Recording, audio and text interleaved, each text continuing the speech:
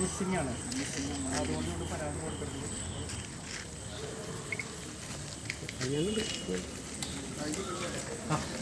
28-ാം തീയതി കൊണ്ടുവന്നാക്കിയിട്ട് 31-ാം തീയതി വീട്ടിൽ വന്നു.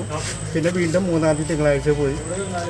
പിന്നെ അന്ന് മുതൽ ഈ സമയം വരെയും മിസ്സിംഗ് ആണ് എന്നാണ് ഇന്നറിഞ്ഞത്.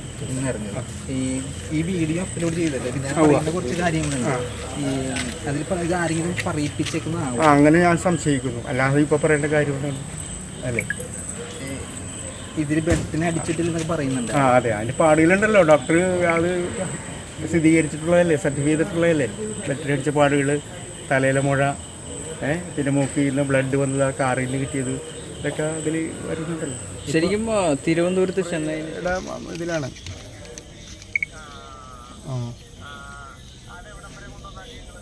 അത് ഞങ്ങൾ ഇവിടെ താമസിക്കുന്ന സ്ഥലത്ത്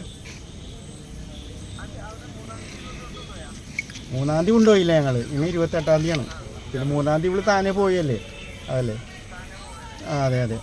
അതായത് നമ്മളൊരു ഓട്ടോറിക്ഷയ്ക്ക് നമ്മൾ ഇവിടെ റെയിൽവേ സ്റ്റേഷനിലാക്കുന്നു, അവിടുന്ന് ട്രെയിന് പോകുന്നു, അതാണ് പതിവ്. അതെ. ഇല്ല, ഞാനല്ല, അവൾ നേരമ്പൽക്കാരായപ്പോഴാണല്ലോ പോയത്.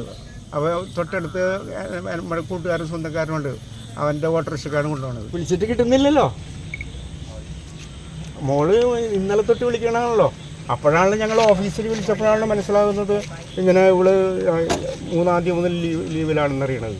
പക്ഷേ ലീവിലാണെന്ന് വീട്ടിൽ വന്നിട്ടില്ല, അവിടെ ഇല്ല. അതായത് കഴിഞ്ഞ തിങ്കളാഴ്ച മുതൽ ഓഫീസിൽ പോയിട്ടില്ല.